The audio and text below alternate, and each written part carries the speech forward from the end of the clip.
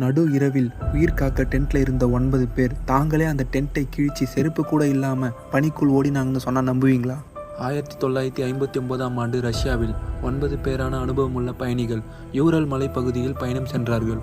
கடும் பனியில் ஒரு மலையில் டென்ட் போட்டார்கள். அவர்கள் எல்லாரும் அனுபவமுள்ளவர்கள், இந்த மாதிரி பயணங்களுக்கு பழகியவர்கள். ஆனால் அந்த நடு இரவு ஏதோ ஒரு விஷயம் நடந்தது. அவர்கள் டென்ட்டை உள்ளிருந்து கிழிச்சி கடும் குளிரில் வெளியே ஓடினார்கள், அதுவும் செருப்பு கூட இல்லாமல். அடுத்த நாள் அந்த 9 பேரும் உயிருடன் இல்லை.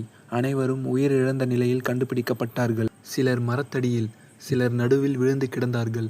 சிலருக்கு வெளியே காயமே இல்லை, ஆனால் உள்ள கடுமையான சேதம் இருந்தது. அவர்களின் உடையில் ரேடியேஷன் தடைகள் இருந்தது. ஒருவரின் நாக்கே காணவில்லை.